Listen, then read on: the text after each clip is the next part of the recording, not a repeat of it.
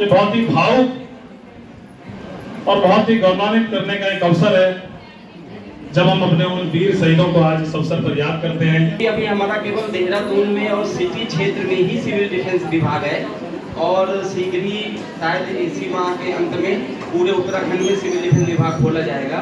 लेकिन यह स्ट्राइक सनातन धर्म में अगर किसी ने पहले किया था तो हमारे हनुमान जी ने किया था। वो श्रीलंका गए और लंका को जला के आ गए। ऐसे वीर सैनिक जो हमारे हैं वो देश सनातन के लिए एक हनुमान के रूप में है। मैं चाहूंगा कि आप सब उन्हीं के लिए तालियों से उनका अभिनंदन करें। आराम से हम तभी सो रहे हैं जब उन शहीदों ने शहादत दी है और शहादत बिरले को ही मिलती है। जिसकी किस्मत है वो देश के लिए बलिदान होते हैं। जो भारत पर हुए शहीद उनके मिलकर गाओ गीत। सबको नमस्कार प्रणाम। मैं दीवानगी स्वागत करता हूं आपका अपने YouTube चैनल पर। और आज मैं दिखा रहा हूं आपको कारगिल विजय दिवस की पूर्व संध्या पर मिशन 4G+ के द्वारा आयोजित वीर सैनिक सम्मान समारोह के कुछ अंश। यहाँ पे आए हुए अतिथियों के द्वारा सम्मान समारोह को संबोधित किया गया है। तो देखिए और बने रहें मेरे साथ आज के इस वीडियो में। आशा आपको ये वीडियो जरूर पसंद आएगा। याद करते हैं, उनको याद भी करना चाहिए। कारगिल एक ऐसा युद्ध था जो पाकिस्तान ने हमारे ऊपर जबरदस्ती थोपा था, लेकिन आज के दिन 26 जुलाई 1999 को जो कारगिल को हमने फतेह किया था, कि आज कारगिल शौर्य दिवस इसी रूप में मनाया जाता है। बात कारगिल की है तो सैनिकों को सम्मान देने की बात आती है, उनको याद करने की बात आती है। ये सैनिक चाहे आप किसी भी युग में देखेंगे, अब एयर स्ट्राइक की बात करते हैं, लेकिन एयर स्ट्राइक सनातन धर्म में अगर किसी ने पहले किया था तो हमारे हनुमान जी ने किया था। वो श्रीलंका गए और लंका को जला के आ गए। ऐसे वीर सैनिक जो हमारे हैं वो देश सनातन के लिए एक हनुमान के रूप में है। वो रक्षा करने भी जानते हैं, सनातन को जिंदा रखना भी जानते हैं। ये सौभाग्य ये है कि इस प्रांगण में मेरी माओं की संख्या बहुत ज्यादा है। हम जब बात देश की करते हैं, सनातन की करते हैं, देश की सुरक्षा की करते हैं और देश में शहादत होने वाले सैनिकों को हम बार बार नमन करने की बात करते हैं, तो एक अपने देश में हम जिसके नाम पर आज तक हम लोग अपने सनातन को जिंदा रखने का काम करते हुए आए हैं, ऐसी मेरी माओं ने अपने रामला के मंचनों से हो या घर में कीर्तन के मंडलों के माध्यम से हो, आपने राम को जिंदा रखने का काम किया है।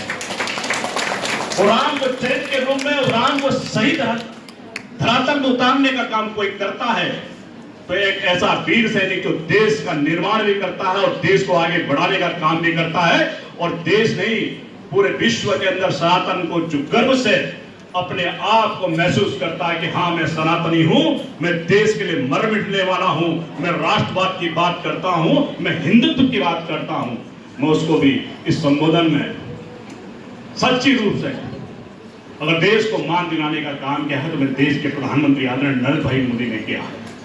देश को सच्चे रूप में अगर सैनिक को सम्मान देने का काम किया है, अटल बिहारी वाजपेयी ने किया है।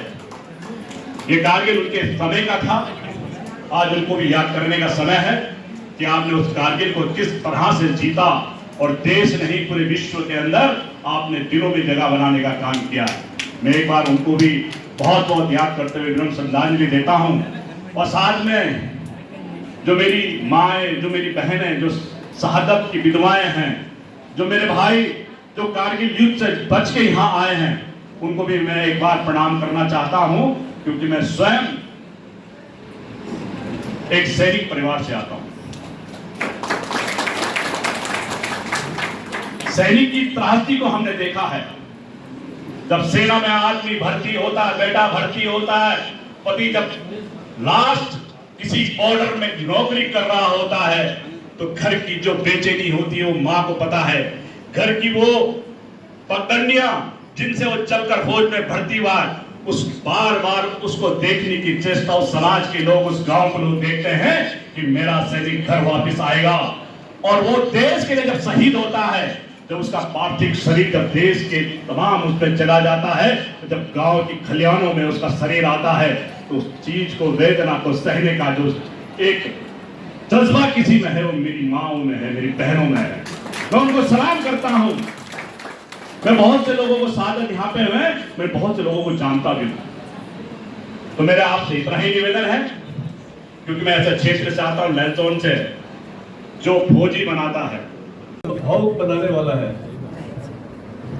जिस तरह से हमारे शहीदों की माताएं और शहीदों के परिवार के लोगों को आज यहाँ पर आप सब ने मिलकर के उनको याद किया, उन शहीदों को जिन्होंने अपने प्राणों की न्यौछावर, प्राणों का बलिदान किया इस देश के लिए, कि हम फौजियों को बहुत गर्व के साथ में, बहुत गर्व का महसूस करता है। और हमें ये महसूस होता है कि हमारे समाज में आज भी ऐसी संस्थाएं हैं, आप लोग सब हैं, जो आज भी उन सैनिकों को याद करते हैं जिन्होंने इस देश के लिए अपने बलिदान दिया। हमारा वैसे तो पूरा उत्तराखंड सैन्य भूमि है। हर एक परिवार से एक न एक आदमी सेना में रहा है। हम जब लोग सेना में जाते हैं, वर्दी पहनते हैं, तो ये पता नहीं चलता कि कब वापस आएगा। रिटायरमेंट में वो तो सपना ही होता है। अब जिसकी किस्मत है वो देश के लिए बलिदान होते हैं और देश का नाम और अपना नाम और परिवार का नाम और अपने हमारे उत्तराखंड का नाम उन्होंने इतिहास में लिख दिया। और इससे बड़ा गर्व की बात नहीं हो सकती है। जैसे पहले भी यहाँ पे वीर रस की कविताएं बताई गई हैं। अब वीर रस हो, कोई भी रस हो, पर जब गोलियां चलती हैं तो तब सारे रस खत्म हो जाते हैं। तब एक ही आता है जिसके अंदर वो अदम्य साहस हो, जैसे आज कारगिल दिवस में देखा गया है। जिन्होंने फिल्म में देखा होगा, जिन्होंने किसी वीडियो में या बहुत सारी वो बन गई है और आज सोशल मीडिया में है, शायद ऐसा कठिन वॉरफेयर हमारी हिस्ट्री में पहले हुआ होगा। हमारे साथ लेजेंडरी जनरल एलोलिया सर हैं, उनके सामने हम तो बच्चे हैं और उनके जो आर्मी की जो जितनी भी उनका एक्सपीरियंस है उन्हीं क्षेत्रों का और कई जगहों का, बड़े बड़े जगहों पे, तो हमारा सौभाग्य है कि आज जनरल एलोलिया साहब का आशीर्वाद मिला है और हम लोग आज रिटायर्ड हो गए हैं। पर एक चीज़ याद रहती है कि हम भी सेना में हैं। हम भूल जाते हैं रिटायरमेंट के बाद या कभी याद नहीं आता, पर ऐसे दिनों में गर्व बहुत ज़्यादा महसूस होता है। हमने भी समय दिया था सेना के लिए। तो मैं ज़्यादा समय न बोलते हुए हमारे सभी मुख्य अतिथि जो यहाँ पर आए हैं उनको बहुत बहुत धन्यवाद देता हूँ कि उन्होंने इतना समय निकाला उन लोगों को याद करने के लिए जिन्होंने देश के लिए बलिदान दिया कारगिल में। बहुत बहुत धन्यवाद। जिन्होंने देश के लिए अपना सब कुछ न्यौछावर किया। अभी जनरल साहब कह रहे थे कि भाई देखो, वीर रस की गाओ, श्रृंगार रस की गाओ, अन्य किसी रस की गाओ, लेकिन जब गोली, बंदूक और जो है तो बोलती हैं तो फिर वो सारे रस धरे रह जाते हैं। ये बात तो सही है आपकी, लेकिन चूंकि जो है सभी लोग सीमाओं पर जा नहीं सकते हैं, वो एक निश्चित दायरे में बंधा हुआ काम है और वो बड़े भाग्यशाली हैं जो लोग राष्ट्र के लिए काम आते हैं, देश के लिए काम आते हैं, मातृभूमि के लिए काम आते हैं। और इसलिए हमारे पास उनको नमन करने के अलावा, उनको सम्मान देने के अलावा, उनको याद करने के अलावा, उनके गीत गाने के अलावा कोई रास्ता बचता नहीं है। और इसलिए चूंकि मैं भी कुछ लिखता रहता हूँ जनरल साहब, जो भारत पर हुए शहीद उनके मिलकर गाओ गीत, उनके मिलकर गाओ। ऐसे ही ताली बजाइए रिदम के साथ, मजा आ जाएगा आपको भी और हमको भी और वो सुनने वाले हमारे उन वीरों को। जो भारत पर हुए शहीद उनके मिलकर गाओ गीत, उनके मिलकर गाओ गीत। जो भारत पर हुए शहीद उनके मिलकर गाओ गीत, उनके मिलकर गाओ गीत।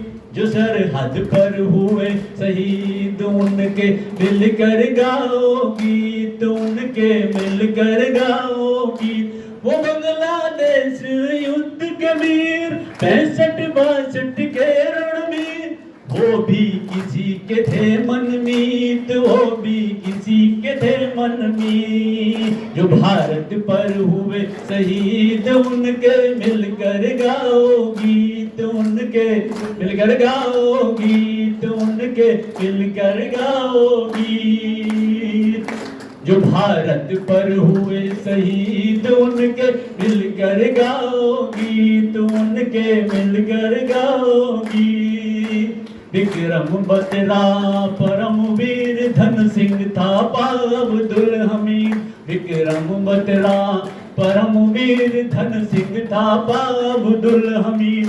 जहाँ हो गए थे वो शहीद रेजान ला पेंगोंग से झील, जहाँ हो गए थे वो शहीद रेजान ला पेंगोंग से झील। जो भारत पर हुए शहीद उनके मिलकर गाओ गीत, उनके मिलकर गाओ गीत। वो captain Saurabh Kalia rifleman थे जगजीत, वो captain Saurabh Kalia rifleman थे जगजीत। नायक सिंह में सिंह लखबीर दुश्मन का दिया सीना चीर। जो भारत पर हुए शहीद उनके मिलकर गाओ गीत, उनके मिलकर गाओ गीत, उनके मिलकर गाओ गीत। जो भारत पर हुए शहीद उनके मिलकर गाओ गीत। भारत माता की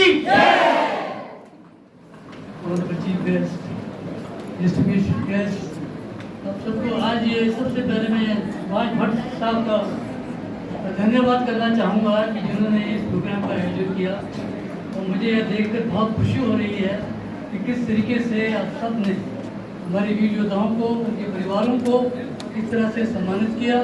मेरा दिल बहुत खुश हुआ। लेकिन अपने बारे में थोड़ा एक परिचय देना चाहूँगा कि इंडियन मिलिट्री एकेडमी से 1971 में हम सिर्फ 3 हफ्ते पहले 1971 वॉर के पहले कमीशन हुए और हमारा कोर्स 1971 की लड़ाई में एकदम जाकर शामिल हुआ। और आगे बढ़ाऊंगा, मेरा एक बहुत बड़ा सौभाग्य रहा है कि जब मैं कर्नल बना तो मुझे राजौरी में कमांड करने का सौभाग्य प्राप्त हुआ।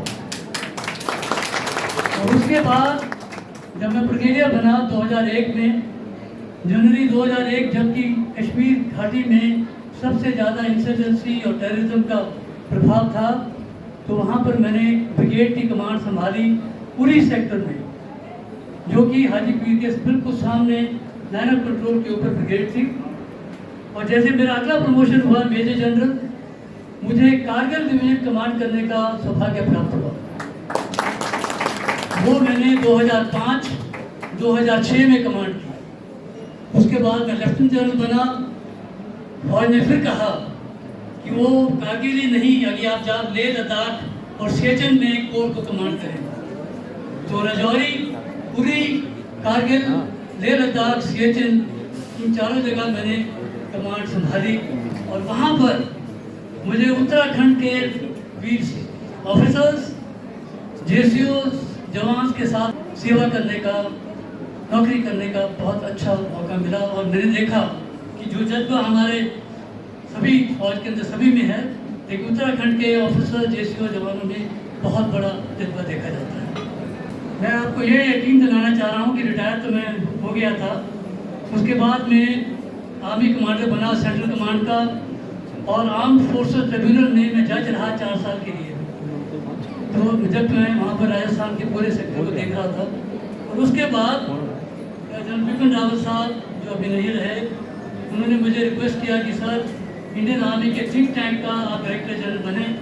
तो 4 साल मैंने डायरेक्टर जनरल की ड्यूटी की। और उस दौरान हम ये नहीं भूले कि कारगिल का 20वां साल हुआ, तो तब मैंने कारगिल की ये किताब लिखी। तो मैं समझता हूँ कि रिटायर नहीं हुए, कारगिल मैं deeply emotionally connected to Kargil, Leh Ladakh, Uri, Rajouri. और इस साल मैंने अभी 12 जुलाई को ये किताब कारगिल के ऊपर लिखी।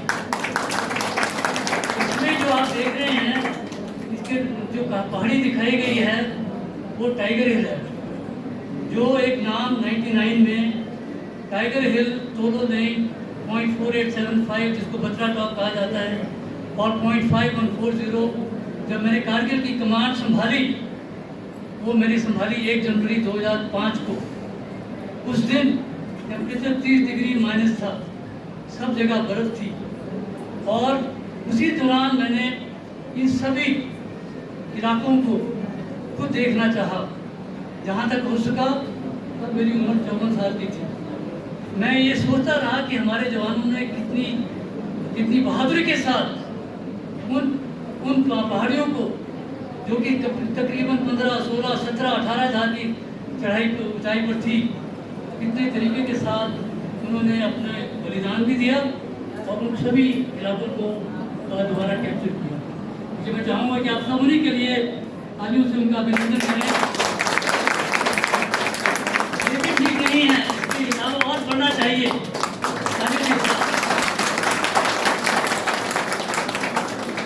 ये तो का सौभाग्य है उन शहीदों का, जिनके लिए कि एक पहले ही दिन, जबकि कारगिल युद्ध 3 मई से और 26 जुलाई तक हुआ 99 में। ये वहाँ पर हमने जो देखा, मैं भी खुद 71 और लड़ाई में था, कश्मीर में, और कारगिल की लड़ाई में मैं खुद था। अच्छा। हाँ, तो कारगिल में मेरी बटालियन खुद थी। हमने कारगिल का नया पोस्ट का उद्घाटन किया, मैंने खुद। मैं उस पोस्ट का कमांडर था। ओपी 2 है, एक तो बटालियन में है कारगिल में, और एक है द्रास में 5400 है, जो अभी जनरल साहब ने भी बोला है। तो उस पोस्ट का उद्घाटन मैंने खुद किया कि मेरे को पूछा गया कि किस पोस्ट पर रहे हो। मैं जायज कमांडर था उस समय। कमांडिंग ऑफिसर ने मेरे को बोला कि आप यहाँ रहे, इस पोस्ट का नाम क्या होना चाहिए। हमने कहा हम तो उत्तराखंडी है, बद्री विशाल हमारा रेजिमेंटल पुराई है, तो इसका नाम बद्री हिल रखा जाए। तो उस ओपी हिल का नाम बद्री हिल रखा गया, जबकि उसके नीचे शंकर हिल है और ओपी हिल सबसे टॉप है, जबकि हम रस्से के मदद से वहाँ जाते थे। तो आज कारगिल दिवस जो मनाया जा रहा है एडवांस में, तो हमें बड़ी खुशी हो रही है कि शहीदों के सम्मान में ये शहीद आज कितने खुश होंगे, कोई इसका अंदाज़ा नहीं। किसी नील गगन की छाँ से देख रहे होंगे कि हमारे प्रति शहीदों के परिवार यहाँ पर बुलाए गए हैं और इतना सम्मान हो रहा है, तो वो भी आज बहुत खुशी होगी। शहीद होना एक आसान नहीं है, ये बहुत बड़े की किस्मत में होता है। ये तिरंगा ऐसे ही नहीं लहराता है, जैसा अभी कहा है, ये हवा से नहीं लहराता है, ये उन जानवरों की सांसों से लहराता है। तभी तो हम आराम से रहे, हमारे घोड़ा, गाड़ी, बंगला तभी तो है, आराम से हम तभी सो रहे हैं जब उन शहीदों ने शहादत दी है। और शहादत बिरले को ही मिलती है। तो ये मैं कहना चाहूँगा, जो यहाँ आज सम्मान समारोह हुआ है, इसके लिए शहीद परिवार को यहाँ पर आमंत्रित किया गया है। हम इनका बहुत आभार करते हैं। हम लोगों को कोई भूला नहीं है, हम नहीं सोचते कि हम अकेला हैं, क्योंकि इतने लोग हमारे साथ हैं, आप लोग हमारे साथ हैं, तो हमें कोई इसमें बुराई नहीं है। हमारा खुद जज्बा बढ़ता है, हमारी ग्रोथ बढ़ती है। और आज ये पूर्व संध्या हमें 25 तारीख को ये कारगिल दिवस जो यहाँ भव्य समारोह हुआ है, हम इन लोगों के बहुत बहुत धन्यवाद देता हूँ, खासकर ये सुभाष भाई को, जिन्होंने कि ये प्रोग्राम पिछले साल भी रखा है, लेकिन इस साल हमको बुलाया है। हो सकता है कि कोई भूल चूक हो जाती है, तो यहाँ पर हमें बहुत अच्छा लग रहा, बहुत अच्छा हुआ है और हम इनके आभारी हैं, हम इनको धन्यवाद देते हैं। आपको चैनल को भी मैं धन्यवाद देना चाहूँगा। और ये सैनिक सम्मान आयोजित कर रही सोसाइटी ऑफ मिशन 4G+, मैं आज के इस कार्यक्रम की अध्यक्षता कर रहे हैं हमारे राज्य के गौरव वीरचंद सिंह जी गढ़वाली के पुत्र, हमारे भारतीय जनता पार्टी में हमारे उपाध्यक्ष भाई शैलेंद्र बिष्ट जी। इस कार्यक्रम में हमारे विशिष्ट अतिथि जनरल आहलूवालिया साहब, कर्नल पैनुली जी, हमारे युवाओं का नेतृत्व करने वाले उत्तराखंड में हमारे युवा नेता राज्य मंत्री सुभाष बड़थवाल जी, और इस कार्यक्रम का जो कुशल संचालन कर रहे हैं आदरणीय मियाँ जी, और यहाँ पर उपस्थित सभी हमारी मातृशक्ति, हमारे सेल्फ डिफेंस के साथी, युवा साथी, और जिनको यहाँ पर पूरा सम्मान, हमारे वीर सैनिकों की माताएं, बहनें और माता पिता, आप सबको मैं हार्दिक अभिनंदन और स्वागत करता हूँ। सर्वप्रथम मैं अपने आप को बहुत सौभाग्यशाली समझता हूँ और भाई सुभाष भट्ट जी को मैं धन्यवाद देता हूँ कि आज इस कार्यक्रम में उन्होंने मुझे यहाँ पर बुलाया। सचमुच ये बहुत ही भावुक और बहुत ही गौरवान्वित करने का एक अवसर है जब हम अपने उन वीर शहीदों को आज इस अवसर पर याद करते हैं। आप सबको पता है जो कारगिल का युद्ध हुआ था 26 जुलाई 1999 में, वो किस प्रकार से, किस विषम परिस्थितियों में, अभी यहाँ पर उसका वर्णन बहुत अच्छे से यहाँ पर हमारे जो जनरल साहब बैठे हैं, क्योंकि जनरल साहब तो उस समय उस सारे उस क्षेत्र के बारे में, उस युद्ध के बारे में उनको भली भांति सारी चीजें परिचित है। उन्होंने उस समय की उस याद को ताजा किया और सचमुच मैंने जैसे कहा कि बहुत भावुक क्षण है। मैं क्या कहूं और कहां से शुरू करूं और कहां से मैं अपनी बात को खत्म करूं। सभागार में उपस्थित सभी महानुभावों को मेरा सादर प्रणाम। मैं डिप्टी कंट्रोलर हूँ सिविल डिफेंस विभाग में। अभी जो इंडिया और पाकिस्तान के बीच युद्ध स्टार्ट हुआ था तो उस समय 7 मई को जो है सिविल डिफेंस की मॉक ड्रिल की गई थी। तो उस मॉक ड्रिल से भारत सरकार काफ़ी प्रसन्न हुए कि मतलब ये सिविल डिफेंस विभाग बहुत बढ़िया है।